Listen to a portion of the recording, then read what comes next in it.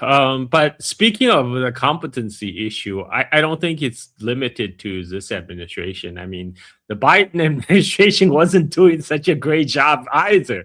So this is it's almost like America is experiencing a secular institutional decline. Yeah, I think you're right. You know, Yeah. for many Look at it reasons. like this. As I mentioned, you've got essentially worldviews that have been baked into a whole bunch of institutions with assumptions that, frankly, are no longer applicable to today's world. So that's your first problem. So there's a generation of people in decision-making roles that have baked in worldviews about all sorts of stuff that is no longer timely. The second problem you've got is actually a systemic decline in literacy and numeracy standards. And that ultimately feeds through into all sorts of decision-making levels, whether they're in corporations or in government.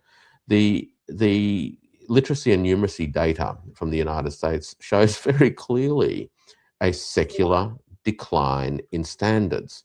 And you don't turn that around with the click of a finger. This is a multi-generational problem because the generation of Americans who are coming through the education system today or who have come out of the American system today, in macro terms, is actually less competent at basic mathematics and reading and writing than the previous generation.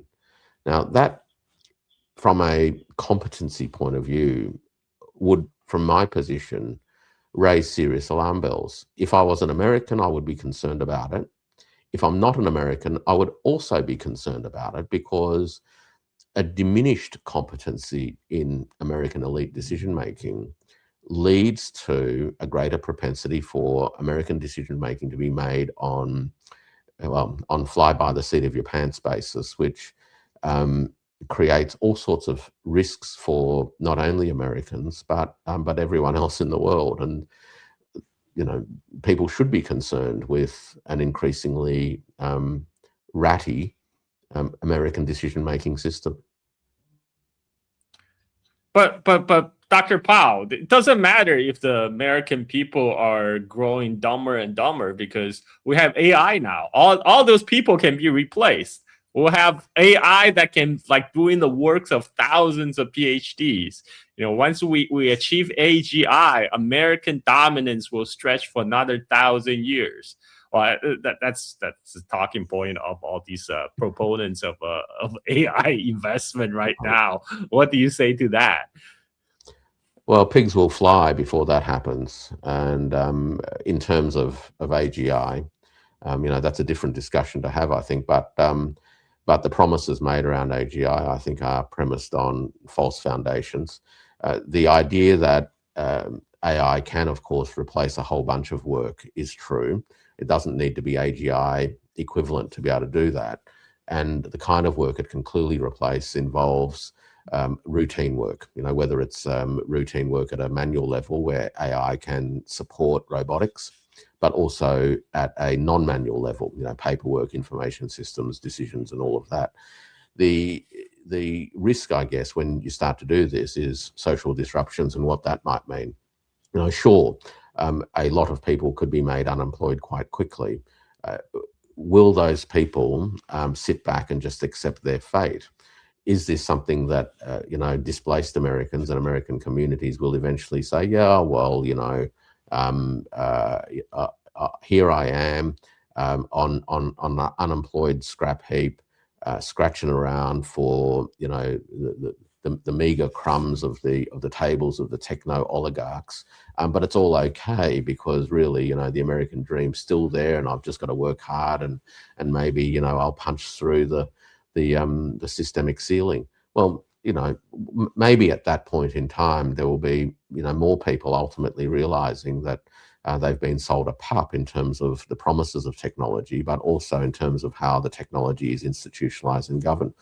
By way of contrast, you might have noticed in the last week, Chinese courts have made decisions about companies replacing workers with AI, and it's actually made that illegal. You can't simply dismiss people because you can use AI instead.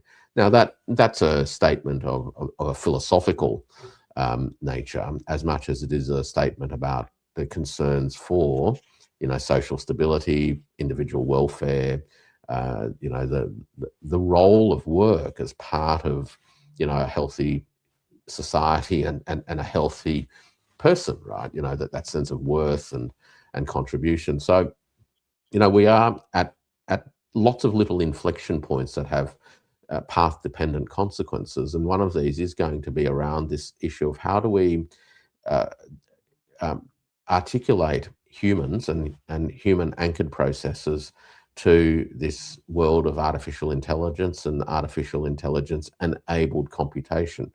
And maybe that's also a question that both President Xi and President Trump might have a discussion about. Again, the optimist would hope that these sorts of issues, which are actually common issues, right? These are issues that affect societies universally, need to be aired, because I don't think anybody has the silver bullet answers, do they? Americans certainly don't. The Chinese decision out of the courts is really, to block something is one thing, but it doesn't necessarily enable anything else. And so there needs to be more thorough, serious discussions about this stuff. And, there's no better place for some of these discussions to be had than at a leadership summit between the presidents of China and America, the leading countries of AI. Will that happen? Well, again, the question of competence and all of that raises its head. I mean, it's more than competence now. We have a Silicon tech bro catcher of the White House. Like you have the person of JD Vance, who is basically a creature backed by Peter Thiel and the Silicon tech elite. And then you have, and speaking of AI replacing humans, but Elon Musk said, we'll just give everybody universal basic income, so people can all pursue their own interests and dreams, while we'll let the robots and AI do all the actual work, and the rest of you plebs can just enjoy life. Well, I mean, these discussions around techno-enabled utopia have been around for, a couple of 100 years, and they largely revolve around these kinds of themes. In some ways, at the very least, they, put on the table this question around, well, if machines do a lot of the things that humans did, is that an opportunity or is it a threat? How do we make that an opportunity rather than simply viewing it as a threat? Is that whether UBI is the way to go?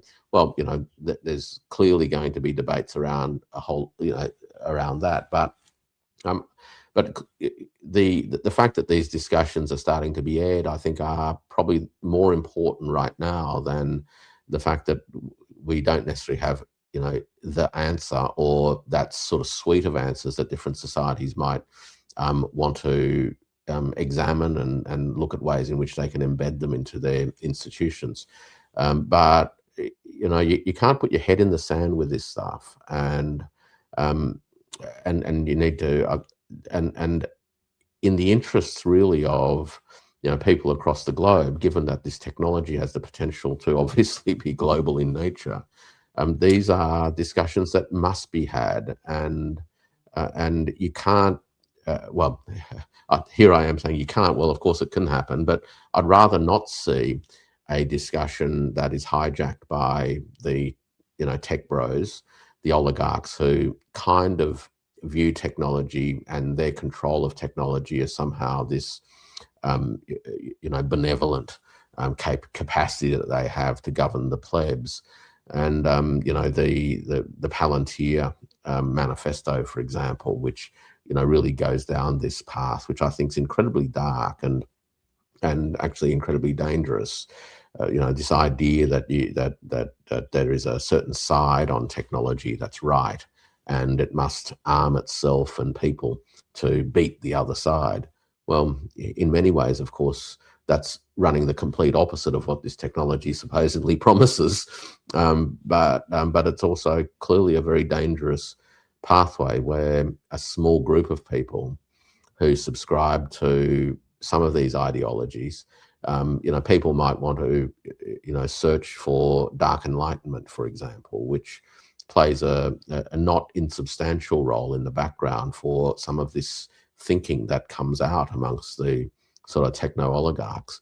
It certainly has influenced Vice President Vance in the ways that he's sort of articulated views concerning technology, American technology, Chinese technology, and but all of this, I think, is both dark and dangerous, because it will lead to a world in which a very, very small number of people, even smaller number of people than today, ultimately dictate all terms to everyone else.